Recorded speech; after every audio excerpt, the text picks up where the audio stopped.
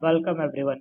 In today's video, we are going to cover how to create cascaded dropdown in modern SharePoint form with the help of Power App. We have another list called country database.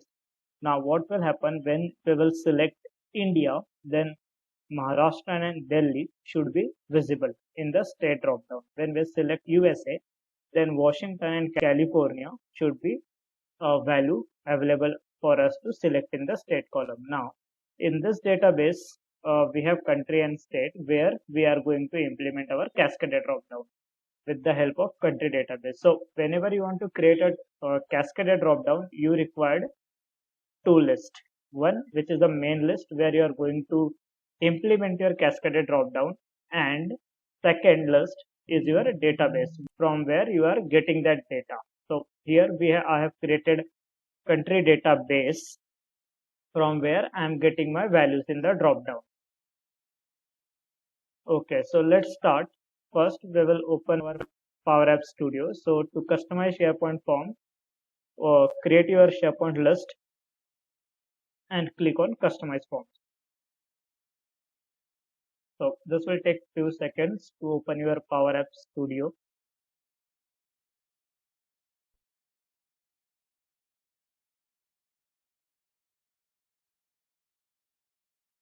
Okay, so taking time.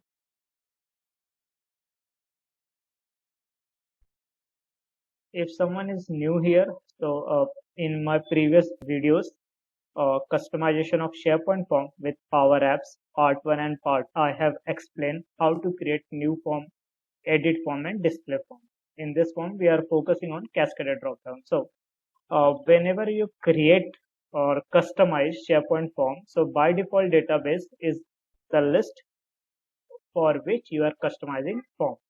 So here we are customizing employee database. Now in this we want to include our country database. So how to add that?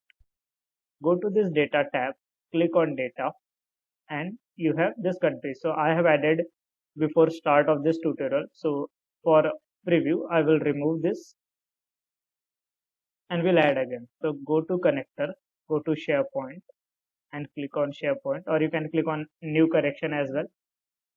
So this is my site collection I have connected currently and where my country database is residing. So I will select this. So I will select country database. Employee database is already there. We are working on that. So I have selected country database. Now again go back to tree view. Go to your new form since we are customizing our new form right now.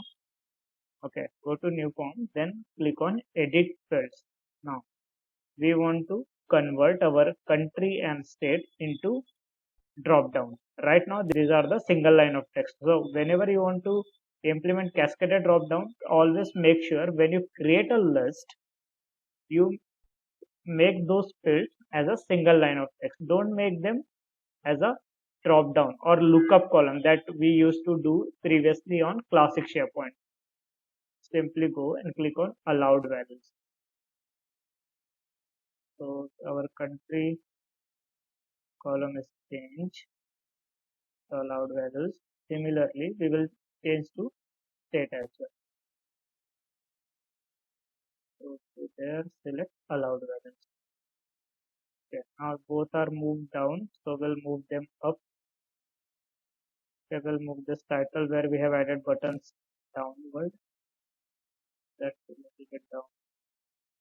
Okay, so now we have, you can change the height and width. Right now we are not, I'm not going to do that. So you can change. Now country, so we want to change this country to, we change this data connection. So what we have this parent dot allowed values that are the default. So unlock this first, then go to items and type function distinct.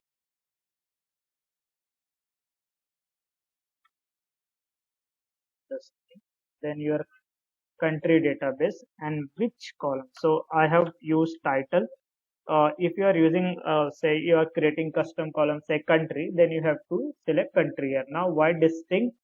Because in our database, if I go here, I have India twice. It may be since we have 28, 29 countries or 50 states. So those country name will repeat. In this database, if you see this under the title, India is written twice. USA is written twice. But in our drop down, we don't want this India two times. We want only one time, because only once we can select India and then we can select state accordingly, either Maharashtra or Delhi. So we don't want repeating values. That's why we have used distinct. Then our database and then the column which we want. Okay, now it's giving some error. Let's click on this, edit the formula bar. Now this is the value. So we'll change it to result. Okay.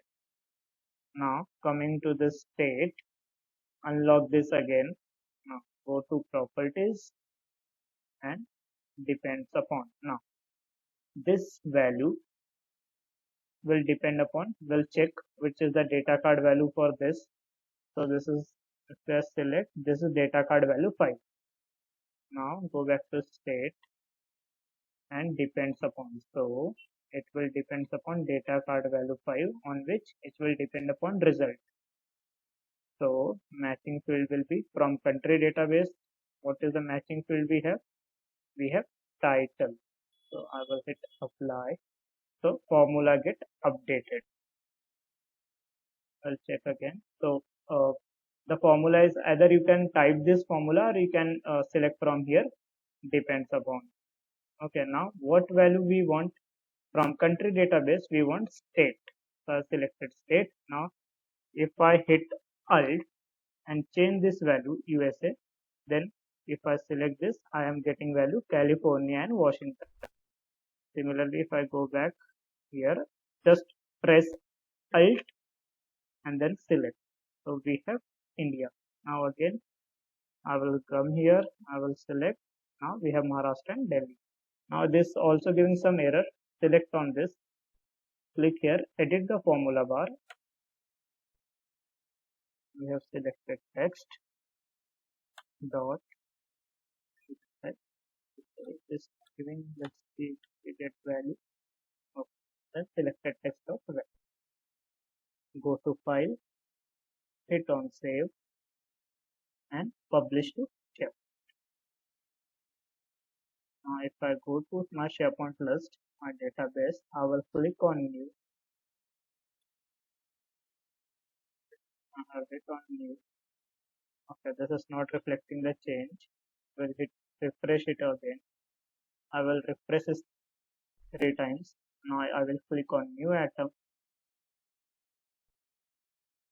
So okay, so by default is India here, then USA, then whatever value I will select, accordingly I will get the value. Now in future, if you want to update, you can go to country database and you can update your values. It will reflect here in our database. Now you can select values and you can perform your action. Now if I go to edit this value, I will hit on edit.